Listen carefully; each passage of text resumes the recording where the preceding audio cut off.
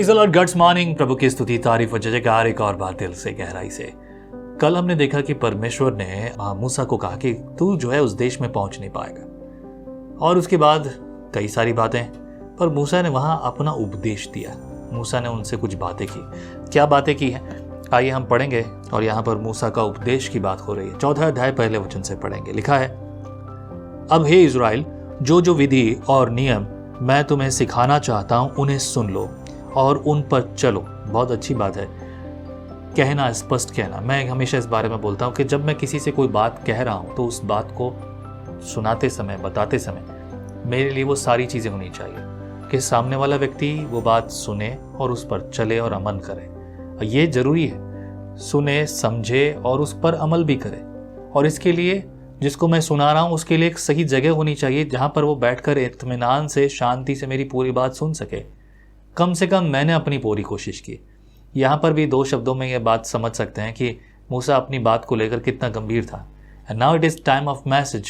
ये मैसेज है तो मूसा चाहेगा कि हर बात व्यक्ति अच्छी रीति से सुन ले। इसलिए कहा है, जो मैं तुम्हें सिखाता हूँ उन्हें सुन लो और उन पर चलो, जिससे तुम जीवित रहो, और जो देश तुम्हारे पितरों का परमेश्वर यहोवा तुम्हें देता है उसमें जाकर उसके अधिकारी हो जाओ। जो आज्ञा मैं तुमको सुनाता हूँ उसमें न तो कुछ बढ़ाना और न कुछ घटाना। तुम्हारे परमेश्वर यहोवा की जो जो आज्ञाएं मैं तुम्हें सुनाता हूँ उन्हें तुम मानना। तुमने तो अपनी आंखों से देखा है कि बालपोर के कारण यहोवा ने क्या किया, अर्थात जितने मनुष्य बालपोर के पीछे हो लिए थे उन सबों का तुम्हारे परमेश्वर यहोवा ने तुम्हारे बीच में से सत्यानाश कर डाला। परंतु तुम जो अपने परमेश्वर यहोवा के साथ लिपटे रहे हो, सब के सब आज तक जीवित हो। सुनो, मैंने तो अपने परमेश्वर यहोवा की आज्ञा के अनुसार तुम्हें विधि और नियम सिखाए हैं कि जिस देश के अधिकारी होने जाते हो उन्हें उसमें तुम उसके अनुसार चलो। इसलिए तुम उनको धारण करना और मानना, क्योंकि और देशों के लोगों के सामने तुम्हारी बुद्धि और समझ इसी से प्रकट होती है। अर्थात वे इन सब विधियों को सुनकर कहेंगे कि निश्चय यह बड़ी जाति बुद्धिमान और समझदार है। देखो, कौन ऐसी बड़ी जाति है जिसका देवता उसके ऐसे समीप रहता हो जैसा हमारा परमेश्वर यहोवा। जबकि हम उसको पुकारते हैं, फिर कौन ऐसी बड़ी जाति है जिसके पास ऐसे धर्म में विधि और नियम हो जैसे कि यह सारी विधि जिसमें आज तुम्हारे सामने रखता हूं। एक बड़ा कारण दिया है। इससे पहले कि मूसा अपने दिल से, अपने मन से वो विधि और वो कानून जो उसने प्राप्त किया है यहोवा परमेश्वर से, वो सबको बताए, उससे पहले उसने कारण दिया है कि ये विधि और ये कारण क्यों तुम्हें मानना है, क्या ये होगा और इसको करने से क्या होगा। 2 बड़े कारण दिए। एक तो यहोवा ये चाहता है, और दूसरा जो बुद्धि और ज्ञान जो तुम पाओगे इन विधियों के द्वारा सब जगह पर महिमा ठहरेगी। अब ये महिमा भी यहोवा को तो मिल रही है। हालेलुया, है कि नहीं? बड़ी बात। हर बात के पीछे उद्देश्य है। 9 पद पढ़िए। 9 पद में लिखा है, यह अत्यंत आवश्यकता है कि तुम अपने विषय में सचेत रहो और अपने मन की बड़ी चौकसी करो। कहीं ऐसा ना हो कि जो जो बातें तुमने अपनी आंखों से देखी है उनको भूल जाओ और वह जीवन भर के लिए तुम्हारे मन से जाती रहे। किंतु तुम अपने बेटों पोतों को सिखाना, विशेष करके उस दिन की बातें जिसमें तुम होरेब के पास अपने परमेश्वर यहोवा के सामने खड़े थे, जब यहोवा ने मुझसे कहा था, उन लोगों को मेरे पास इकट्ठा कर कि मैं उन्हें अपने वचन सुनाऊं, जिससे वे सीखें, ताकि जितने दिन वे पृथ्वी पर जीवित रहें उतने दिन मेरा भय मानते रहें, और अपने बाल बच्चों को भी यही सिखाएं। तब तुम समीप जाकर उस पर्वत के नीचे खड़े हुए, और वह पहाड़ आग से धधक रहा था और उसकी लौ आकाश तक पहुंची थी, और उसके चारों ओर अंधियारा और बादल और घोर अंधकार छाया हुआ था। तब यहोवा ने उस आग के बीच में से तुमसे बातें की। बातों का शब्द तो तुमको सुनाई पड़ा, परंतु कोई रूप न दिखा, केवल शब्द शब्द सुनाई पड़ा, केवल शब्द ही शब्द सुनाई पड़ा। यह एक बड़ा कारण है जिससे हम ये जान सकते हैं कि प्रभु यहोवा हमें कोई मूर्ति या कोई व्यवस्था नहीं दे रहा। फिर 13 वचन में लिखा है, और उसने तुमको अपनी वाचा के 10 वचन बताकर उनके मानने की आज्ञा दी और उन्हें पत्थर की 2 पटियां पर लिख दिया और मुझको यहोवा ने उसी समय उन्हें दी और विधि और नियम सिखाने की आज्ञा दी, इसलिए कि जिस देश के अधिकारी होने को तुम पार जाने पर हो उसमें तुम उनको माना करो। सीधे शब्दों में जैसा कहा गया है वैसा करो, वैसा माना करो। 15 पद ये मूर्ति पूजा के विरुद्ध चेतावनी के बारे में। इसलिए तुम अपने विषय में बहुत सावधान रहना, क्योंकि जब यहोवा ने तुमसे होरे पर्वत पर आग के बीच में से बातें की तब तुमको कोई रूप न दिखाई पड़ा। कहीं ऐसा ना हो कि तुम गिड़गिड़ा कर चाहे पुरुष चाहे स्त्री के, चाहे पृथ्वी पर चलने वाले किसी पशु, चाहे आकाश में उड़ने वाले किसी पक्षी के, चाहे भूमि पर रेंगने वाले किसी जंतु, चाहे पृथ्वी के जल में रहने वाली किसी मछली के रूप को कोई मूर्ति खोद कर बना लो। या जब तुम आकाश की ओर आंखें उठाकर सूर्य, चंद्रमा और तारों को अर्थात आकाश का तारागण देखो तब बहक कर उन्हें दंडवत करके उनकी सेवा करने लगो, जिसको तुम्हारे परमेश्वर यहोवा ने धरती पर के सब देश वालों के लिए रखा है। ये कितनी बड़ी और क्लियर बात है। मैं हमेशा कहता हूं, सवाल आपके चाहे जो भी हो, जवाब पवित्र शास्त्र बाइबल देगा। बहुत सारे स्कूलों में और इस बारे में समय समय पर यह मांग उठती रहती है। मैं खुद एक स्कूल चलाता और मैं कहता हूं, जिस दिन ये बात सरकार किसी रीति से फोर्स करेगी कि नहीं अब सूर्य नमस्कार और योगा जो है आप कंपलसरी कर दीजिए स्कूल में, मैं उसी दिन स्कूल बंद कर दूंगा, मैं बहिष्कार करूंगा इस बात का। मुझे फ़र्क नहीं पड़ता कि क्या है। मैं आज के दिन तक ये स्कूल सिर्फ इसलिए चलाता हूँ क्योंकि जो गरीब बच्चे आसपास हैं उनके जीवन में कुछ भली बात हो। मैं स्कूल से 5 रुपए की मेरी इनकम नहीं है। मैं स्कूल के बच्चों के लिए जो भी कुछ होता है, मतलब मैं लोगों से चंदे मांगकर उनकी व्यवस्थाओं को पूरा करता हूँ।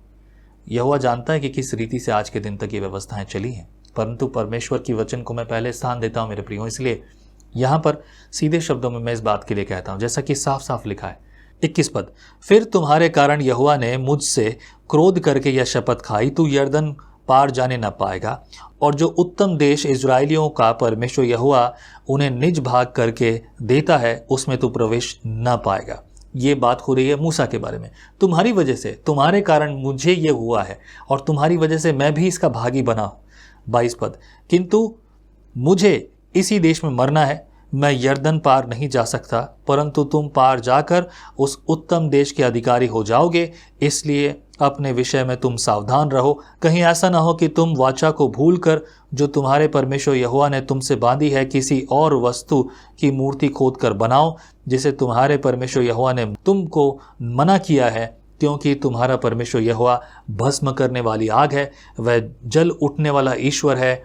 25 पद में लिखा है, यदि उस देश में रहते रहते बहुत दिन बीत जाने पर और अपने बेटे पोते उत्पन्न होने पर तुम बिगड़कर किसी वस्तु के पीछे रूप की मूर्ति खोदकर बनाओ और इस रीति अपने परमेश्वर यहोवा के प्रति बुराई करके उसे अप्रसन्न कर दो, तो मैं आज आकाश और पृथ्वी को तुम्हारे विरुद्ध साक्षी करके कहता हूँ कि जिस देश के अधिकारी होने के लिए तुम यरदन पार जाने पर हो उसमें तुम जल्दी बिल्कुल नष्ट हो जाओगे और बहुत दिन रहने न पाओगे, किंतु पूरी रीति से नष्ट हो जाओगे, और यहोवा तुमको देश के लोगों में तितर बितर करेगा, और जिन जातियों के बीच यहोवा तुमको पहुंचाएगा उसमें तुम थोड़े ही से रह जाओगे, और वहाँ तुम मनुष्य के बनाए हुए लकड़ी और पत्थर के देवताओं की सेवा करोगे, जो न देखते और न सुनते और न खाते और न सूंघते हैं।